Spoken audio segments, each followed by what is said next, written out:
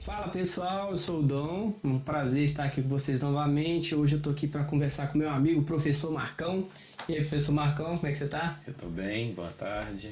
Beleza? Boa tarde, boa noite, Boa bom noite, dia. bom dia, depende da hora que você estiver assistindo esse vídeo. É isso aí, o pessoal, nós estamos aqui bater um papo hoje bem descontraído, falar um pouquinho.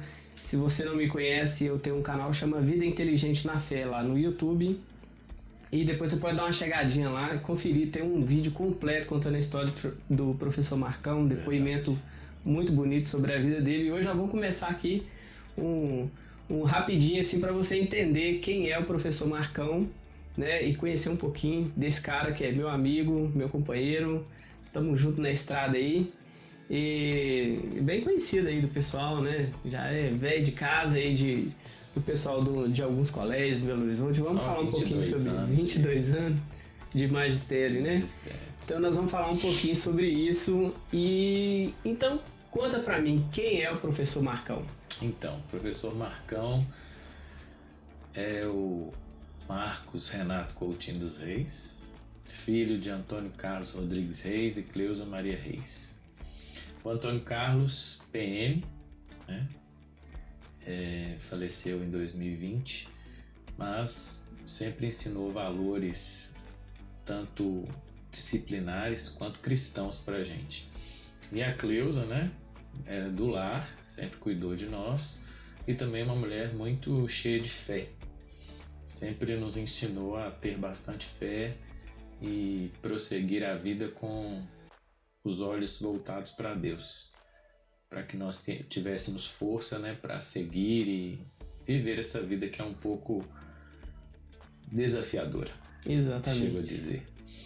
E o professor Marcão, né, também conhecido como Marcos Reis, começou a trabalhar em 2002 em duas escolas particulares de Belo Horizonte. Você nasceu em que ano? Eu nasci em 1977. 77. Isso, 77. Nasci em Belo Horizonte, no Hospital Otaviano Neves. E a gente morava na região leste de Belo Horizonte, em uma comunidade, que eu não me recordo agora o nome, mas a gente morava numa comunidade lá na zona leste de BH. Ô Marcão, fiquei sabendo de uma história que na sua infância você teve um problema assim, o médico não sabia se ia, se não ia, como é que é? Conta essa história aí. Quando minha mãe estava grávida de mim, pelos exames que foram feitos, né? O médico ele dizia que eu teria um problema de saúde, não sei precisar o nome, né? Mas está relacionado com a disritmia, né? Com relação ao neurológico, e ele dizia que eu ia nascer normal, mas com o passar do tempo, por ser uma doença degenerativa, minha mãe não soube me explicar muito bem e a gente perdeu os exames e toda essa comprovação nas mudanças que a gente foi fazendo. E ele dizia que com o passar do tempo eu ia ficar paralisado de um lado do corpo, né? Um dos lados seria paralisado e eu seria praticamente um vegetal. Rapaz, que história, hein? Não ia crescer, não ia desenvolver, não ia ter cognitivo, não ia ter nada. E aí, pra quem tava desenganado, como é que foi o restante da vida aí? Minha mãe ficou cheia de cuidados, né? Sempre preocupada quando aconteceria aquilo que o médico falou, mas sempre lembrando que ela confiava em Deus, né? A vida marcada pela fé, pela confiança em Deus. E um determinado dia, estávamos só eu e ela em casa, eu tinha 8 meses de vida. Ela conta que nesse dia eu brinquei o dia todo em volta do berço. E à noite eu dei um pouquinho de febre. E ela foi e deu uma medicação, que só tinha metade. Ela me deu essa medicação e ficou preocupada. Meu pai estava na igreja em uma vigília. E em um dos momentos que ela chegou no quarto, eu estava todo emboladinho lá e roxo. Então ela desesperou, começou a gritar, né? Como a gente morava numa comunidade, as casas são tudo uma pertinho da outra. Os vizinhos vieram correndo para tentar socorrer, saber o que estava acontecendo. E já foram chamar meu pai para tratar das questões do meu velório. Que coisa. Eu tava morto. Para todo mundo eu tava morto. Tava gelado, roxo. E aí meu pai chegou, calmo como sempre muito calmo, meu pai. Ele chegou e me pegou nos braços e me levantou para os céus e falou com Deus.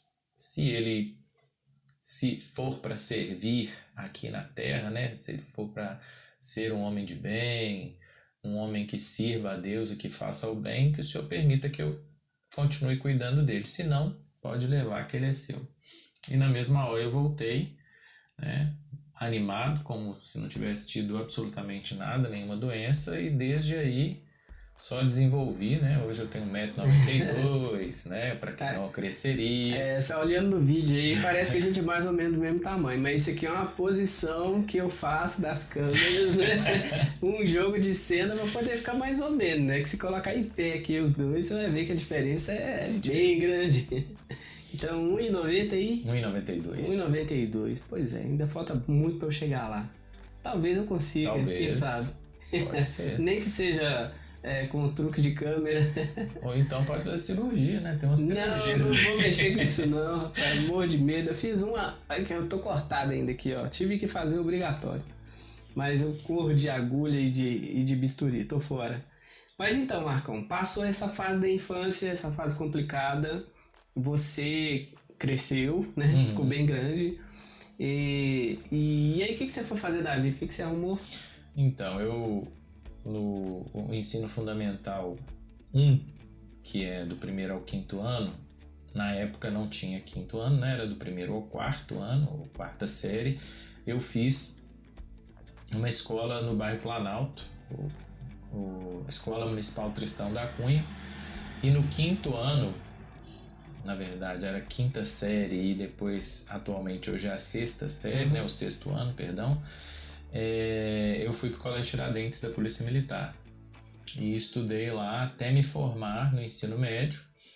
E no 3º ano, né, eu tinha a pretensão de fazer ou medicina ou biologia, e acabei optando por biologia porque eu ia ver todas as áreas da biologia que eu gosto, e se eu fosse médico eu ia ficar restrito a uma área só. Entendi. Então, e eu sempre gostei muito de ensinar, né, de ajudar os colegas, a gente estudava junto, e aí eu preferi fazer biologia. Aí eu estudei no Unicentro Isabela Hendricks, me formei lá em 2002. Já em 2002 eu já tinha começado a trabalhar em 2 escolas particulares de Belo Horizonte, no ano que eu formei, e eu ainda fazia um estágio lá na Fundação Zoobotânica de Belo Horizonte também, fazia estudo. Fundação Zoobotânica é o famoso conhecido zoológico de Belo Horizonte, que já nem tá tão grande coisa, né? Exato. E aí, em 2004, eu quis dar continuidade aos estudos e fiz a especialização em ensino de ciências lá na Faculdade de Educação da UFMG. Depois disso, continuei trabalhando nas escolas particulares, e em 2015 eu passei num concurso. Na verdade, o concurso foi em 2013 e eu passei nesse concurso, mas fui nomeado em 2015 no Colégio Tiradentes da Polícia Militar. E em 2016 eu fiz o outro concurso e também passei sem querer. Não tô querendo me gabar, não, é sério. Porque eu trabalhava na escola particular e no Tiradentes, então eu não tinha intenção de ter outro cargo. Mas, como eu não tinha sido nomeado em 2015 e era o último ano para a nomeação do concurso, surgiu o segundo concurso, que é o de 2015, né, que ocorreu em 2016, e eu me inscrevi, né? Porém, faltando 2 semanas para o concurso, eu fui nomeado. E aí eu já fiquei feliz, liguei para minha mãe, falei: mãe, eu não vou fazer a prova não, já fui nomeado, sem saber os caminhos que eu ia ter que transitar para chegar até me tornar servidor, né? Tem passar pelo DAG, tem exames, tem um monte de teste para ser feito, para ser liberado, né? E minha mãe falou comigo, falou assim: não, você vai fazer a prova sim, meu filho. Ah, mãe, para quê? Eu já consegui o cargo lá, não tenho pretensão de ter outro. Ela falou assim: então faz pelo menos para você gastar o dinheiro com a prova lá, o papel que você gastou para fazer a sua inscrição. E eu fui, despreocupado, despretensiosamente, fiz a prova na maior tranquilidade do mundo e passei em 4º lugar para o 2º cargo no Colégio Tiradentes. Então, hoje, né, eu estou em 2 cargos no Colégio Tiradentes.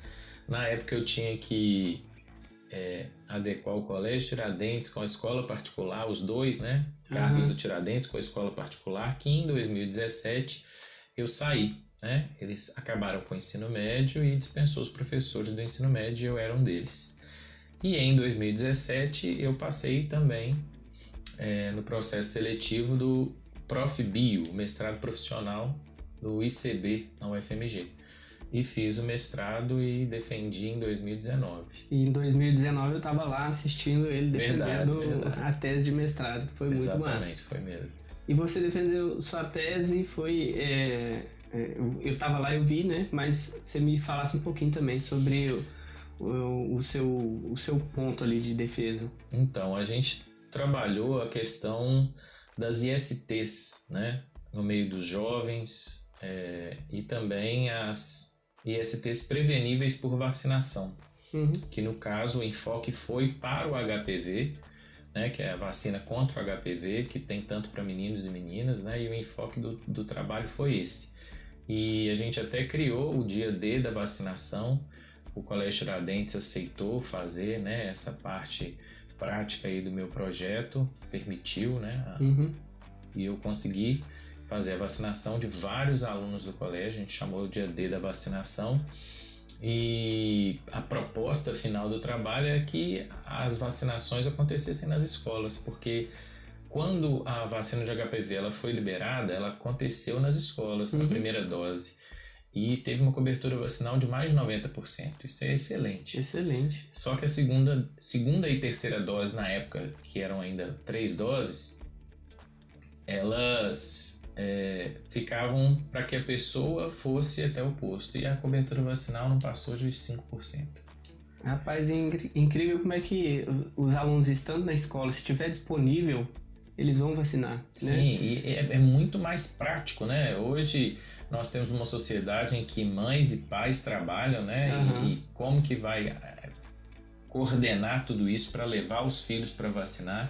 Eu acho que é uma forma inteligente e acho que até econômica do Estado, lidar com esse processo. Se a gente for observar os princípios da administração pública, um deles é a economicidade, né? Exatamente. Então seria uma economia, já seria um bom ponto a ser observado aí, porque né? muitas vacinas se perdem, porque as pessoas não vão procurar e elas já foram compradas pelo governo.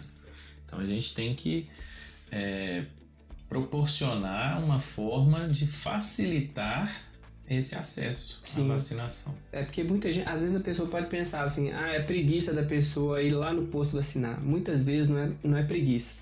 As pessoas realmente assim tem gente que trabalha, deixa o filho na escola como uma forma de ter, como se fosse uma creche, né? Ter um lugar para deixar o filho. E às vezes a alimentação do dia, esse filho ele vai ter a alimentação do dia na escola, né? Então a realidade de algumas pessoas não é a realidade de todas. Por isso que a gente tem que oferecer sim alternativas. Eu achei a sua ideia fenomenal. Me parece, não tenho certeza, me parece que agora já está acontecendo vacinações na escola, né? Na escola que eu trabalho não aconteceu nenhuma, pelo menos neste ano, mas eu ouvi falar sim que é projeto vacinar. Legal. Dentro das escolas. De repente pegar o seu projeto, né? De repente. Ou então alguém teve a mesma ideia que eu, né? Pode ser. É possível, né? Mas que legal, cara. Então você fez o seu mestrado, você foi trabalhar no Colégio Tiradentes. E família, assim, você casado, tem filho? Então, a gente tá contando... Você falou do seu pai e sua mãe, né? A gente tá pulando etapas, não tem problema. Não, acabou que não pula não, porque a gente tá indo na ordem cronológica. Eu me casei em 2019. Então foi bem... Foi o ano que eu me formei, que eu defendi a tese, né, de mestrado. Eu me casei, eu defendi em julho, dia 29 de julho, e me casei no dia 5 de outubro. Me casei com minha esposa, muito linda, viu, gente? Vocês olham pra mim, vê esse bicho feio aqui. Minha esposa é muito bonita. Deus teve muita misericórdia do cara. Muita gente fala que eu orei muito e ela orou pouco. Que bem feito. Então, eu me casei em 2019, em outubro, né? E em 2020 veio a pandemia e a minha esposa falou comigo, amor, a gente tinha projetado, né? Como a gente já estava casando um pouco mais tarde, né, do que o normal, a gente tinha planejado ficar casado 1 ano e a partir daí a gente tentar filho, porque a gente já queria, né, começar a nossa família.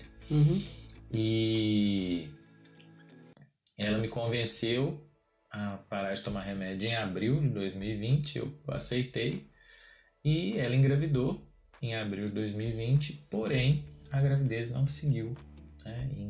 Em junho de 2020, no dia 15 de junho de 2020, a gente teve a notícia, né? Ela teve uns sangramentos e a gente foi ao pronto atendimento e tivemos a notícia de que o bebê tinha parado de se desenvolver na 6ª semana. Eu acompanhei de perto, né, essa situação de vocês e foi um período muito triste, né, da sua vida. Extremamente triste, e isso trouxe para mim um certo grau de depressão e também o que acompanhou isso, né, no dia 27 de julho do mesmo ano meu pai faleceu. Então foram 2 baques seguidos. Momentos seguidos de trauma, né? Sim. Pois é, e depois que você perdeu o seu pai, como é que foi essa... A gente tem que passar pelo luto, né? E tem que se reposicionar. Para nós foi difícil passar pelo luto porque nós não vimos o meu pai. Era Covid e o caixão lacrado. A gente não teve aquele momento de velório, de observar e ver realmente estar ali, né? De comprovar. A gente tinha a sensação de que ele ia chegar a qualquer momento, porque a gente não viu o corpo, né, dele. E foi bem triste, mas só que Deus, ele tem os planos dele, né? E em setembro do mesmo ano a Giza engravidou e nós tivemos a Bia no dia 17 de maio de 2021. Gente, a Bia é uma misturinha dele e da esposa, né? E da Giza. Ela é uma gracinha, é uma fofura. Espoleta, né? E me falavam que menina é mais tranquilo, eu chego a dizer que essa generalização é burra. Na verdade, não. Não dá pra generalizar. A Bia é fogo no boné do guarda, como dizia meu pai. Pois é, e aí veio a Bia, um presente, né? E o que seu pai tinha falado, né? Que se fosse pra... Você falou que seu pai te pegou no colo e falou para Deus que fosse para você ter um propósito, para Deus realizar alguma coisa através da sua vida, né? Que ele te mantivesse vivo. E Deus te manteve vivo. Sim. E eu acredito que Deus tem um propósito realmente real na sua vida, como já tem acontecido, né? Também existem sonhos que eu sei que você tem. Me conta um pouquinho aí desses projetos, dos seus sonhos para o futuro, para frente. Então, eu sempre fui uma figura na escola conselheira, né? Os alunos sempre me procuraram pedindo conselho, quando tinham feito alguma coisa muito errada, eles me pediam ajuda. Né? Aluno fazendo coisa errada? O que é isso? Nem existe isso, né? Eles me pediam ajuda, conselho, o que eles poderiam fazer. Até depois de formados, muitos ainda me procuraram pedindo conselhos em várias áreas da vida e eu sempre tive muito prazer em ajudar, né? Sempre gostei de ajudar as pessoas. Isso, obviamente, muito motivado pelos meus pais, que sempre tiveram um projeto social. Eles sempre ajudaram pessoas com cesta básica, com leite, sempre acolheram pessoas até mesmo dentro da nossa casa. Que a pessoa estava com alguma dificuldade, eu tinha vindo do interior para a capital, né, para Belo Horizonte. Então a nossa vida sempre foi muito pautada no doar, no fazer o bem. E eu consegui captar muito isso, apesar de na época, quando adolescente ou criança, não gostar muito dessas questões, porque acabava invadindo o nosso espaço e etc. Mas acabou o exemplo, né, foi muito maior do que qualquer chateação de um adolescente, existe isso mesmo, e a gente aprendeu a doar. Então eu me sinto muito bem fazendo o bem ao próximo e ajudando as pessoas. E projeto para o futuro? O que você quer fazer para o futuro? Então, enquanto eu estive na vice-direção do colégio, eu vi que qualquer projeto que eu quisesse desenvolver era extremamente limitado, não é? Eu acredito que eu tenha sido um pouco ingênuo, achando que eu poderia fazer alguma mudança e etc, né? Era um setor menor, né? No sentido de tentar criar algo, existem normas e regras que eu não posso ferir para tentar modificar as coisas. Então, eu pensei muito de sair da letargia, porque eu sempre fui muito crítico com relação à política. Sempre critiquei demais os políticos e sempre falei que não tinha jeito, que é tudo ladrão, é tudo isso e aquilo, mas eu parei para analisar e entendi que esse papel de crítico, de ser crítico de algo é muito fácil, né? Mas agora e fazer? Será que é fácil fazer? É muito mais fácil criticar do que ir lá fazer. Sim. Né? Então eu tenho o desejo de fazer algo pela nossa sociedade, pelos alunos, pelos professores, né? Pela sociedade de um modo geral.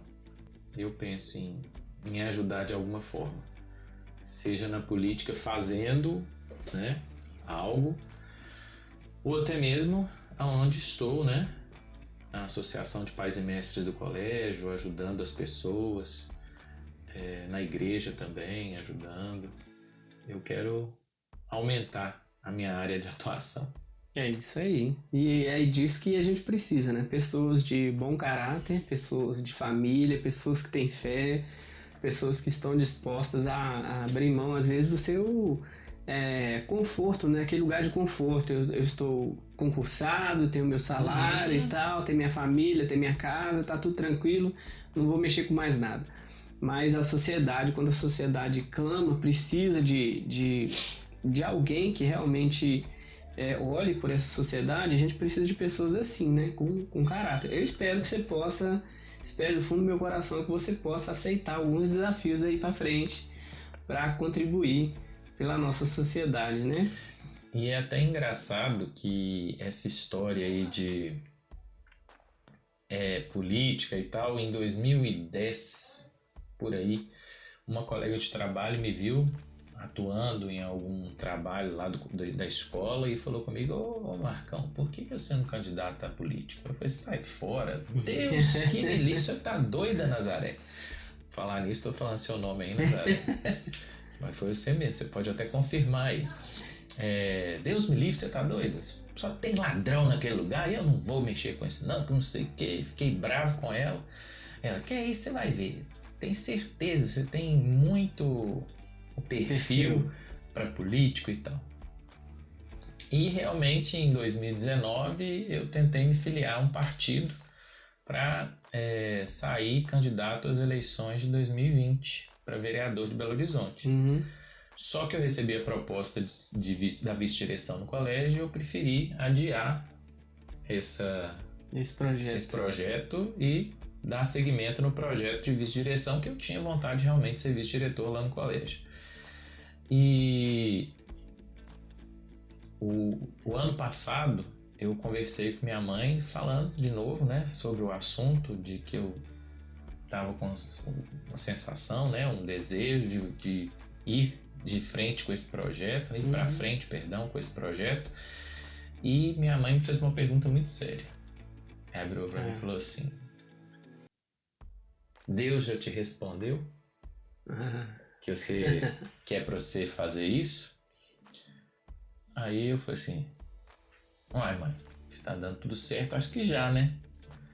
E aí eu fui para casa e na noite eu não dormi direito, acordei às 3 da manhã, preocupado, porque quando a mãe da gente fala alguma coisa, a gente dá atenção a isso, né? Principalmente porque as pessoas mais velhas que a gente, que já viveram mais, elas enxergam um pouco mais à frente, né? A maturidade que elas têm as fazem enxergar um pouco mais à frente que a gente. E eu acordei às 3 da manhã e resolvi conversar com Deus. Falei, Deus, e agora? Minha mãe falou isso comigo, o que eu faço? Isso é para quem acredita, tá, gente? Não sei se acreditam, mas foi o que aconteceu. O Senhor me lembrou de 3 pessoas em 3 épocas diferentes, de lugares diferentes, que falaram comigo que o que Deus faria na minha vida seria de tal forma que eu me assentaria diante de governantes. Como cidadão comum, eu até posso conseguir me sentar diante de um governante, né? Conseguir uma audiência com um governante, né? Que seja um prefeito, um governador ou um presidente. Mas enquanto político, é muito mais fácil, né? O acesso é muito mais direto, fácil, é mais acessível. Mais acessível. De certa forma, né? E foi aí que eu falei assim, não, acho que eu vou dar certo com isso, eu vou seguir com esse projeto. Ah, que massa. E hoje, acho que eu já posso falar, né? Eu sou pré-candidato a vereador de Belo Horizonte. Aí sim, aí sim, velho. Então é uma novidade boa, hein? Sim. Falando que de bom, projetos, rapaz. eu não posso esconder esse não. Ah, que legal. Sou pré-candidato. Ah, que bom, né? Que E tem notícia boa pra Belo Horizonte. muitos projetos para Belo Horizonte. E que área específica assim, você acha que seria mais legal de trabalhar? Então, você tem na sua cabeça aí? É muito difícil para mim falar de uma área específica, né? E às vezes parece até contraditório. O que é isso, professor Marcão? Professor. Se é professor, é fácil. De um certo modo, obviamente, eu não vou abandonar o que eu sou professor e não vou abandonar a minha classe, né? Obviamente eu tenho projetos sim, tanto para professores quanto para alunos, mas o meu olhar ele também é um pouquinho mais à frente. Ele contempla também as outras pessoas que estão por trás dos professores e dos alunos. Contempla as famílias, né? Para que elas recebam um acesso a orientações e até mesmo alguma consultoria que as direcionem para o lugar certo. Então eu tenho alguns projetos que também é na área social, que é na área do direito do consumidor, são várias áreas, são vários projetos. A gente, eu começo a pensar, são vários, obviamente a gente tem que dar um passo de cada vez, né? Sim. E óbvio que eu quero isso, e a gente não pode esquecer do papel do vereador, né? É legislar, é criar leis para a cidade, mas também fiscalizar. Exatamente, fiscalizar. Que eu acho que Belo Horizonte está precisando muito, né? Belo Horizonte está Sim, é porque é muito fácil. De quem olhe com mais carinho. E eu acho estranho isso, sabe? Nós temos aí, quantos anos nós temos aí vereadores eleitos, reeleitos, etc. Vai perpetuando ali. E vão perpetuando.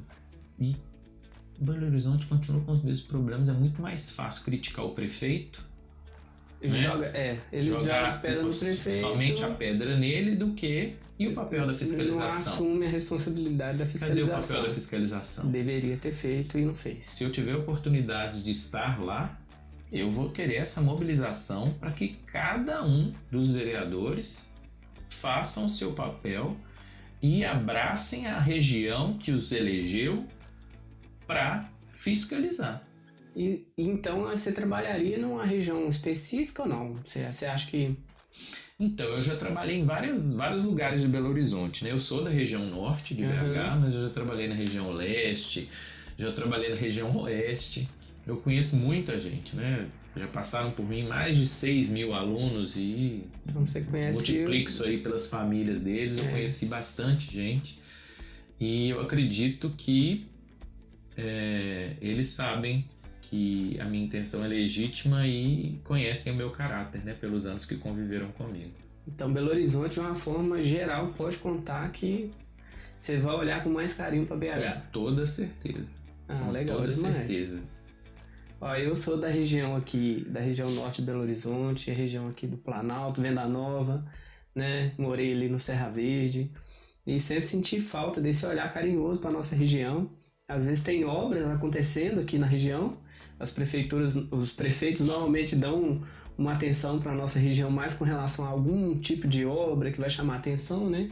Um asfalto, um viaduto, alguma coisa, mas aqui a gente carece de alguns cuidados e carece também dessa fiscalização, desse acompanhamento Sim. de perto do trabalho da prefeitura. E eu sei que eu já tenho aonde recorrer caso Exatamente. A gente tem esse projeto seja concretizado. Sim. E eu tenho certeza A que gente vai. tem que ter alguém para cobrar. Sim, tem que ter. E aquele que é cobrado, cobrar também. E eu vou cobrar, hein? Eu vou Pode cobrar. Uma coisa que eu tenho comigo, eu cumpro com a minha palavra. Eu posso sofrer, se eu dei minha palavra, eu sofro até o final, mas eu cumpro. É Isso é algo muito importante. que meu pai plantou no meu coração, na minha vida, minha mãe também, que eu carrego para sempre. Isso é muito importante. Bom, nós vamos terminar, que eu tenho só mais 3 minutos para terminar esse programa aqui, então eu quero aproveitar para mandar um abraço para todo mundo que está assistindo a gente, para aqueles que vão acompanhar pelo canal do Professor Marcão no YouTube, pelo Instagram do Professor Marcão. Seu arroba é? @Professor Marcão. @Professor Marcão? Só isso? 77. 77, né? Que é o ano do seu nascimento. Isso. Muito bom. Então, @Professor Marcão 77. No YouTube é @Professor Marcão também, né? Isso. E se você quiser também me acompanhar lá no @Vida Inteligente na Fé no YouTube e no Instagram, o meu é o Profe Meireles, né? Também fui professor, hoje já não estou mais professor, mas eu guardo comigo com muito carinho também o tempo que eu tive de sala de aula, que foi um tempo muito precioso na minha vida também. Então, eu quero agradecer o professor Marcão e que você deixasse sua mensagem final para os nossos espectadores. Então a mensagem que eu tenho é que nós não podemos desistir, né? Desistir não é uma opção para quem está vivo. Quem está vivo tem que prosseguir, mesmo em meio às dificuldades e lutas. A gente sabe que a gente cresce com as limitações que se impõem diante de nós para que nós transpassemos, né? A gente possa passar aí pela tribulação, pelo problema e crescer um pouco mais. Então não desistir. É isso aí, não desistir nunca. Tamo junto então. Um abraço, obrigado, né? Hoje eu tô de um convidado entrevistador no canal do Professor Marcão, mas também você pode acompanhar lá no meu canal a live inteira, né? Uma entrevista que eu fiz com ele, contando a vida dele inteirinha. Ele conta detalhes impressionantes que você vai poder acompanhar lá no @Vida Inteligente na Fé. Pessoal, muito obrigado por vocês que acompanharam a gente. Obrigado, pessoal. Um abraço para todo mundo, fiquem com Deus e até uma próxima.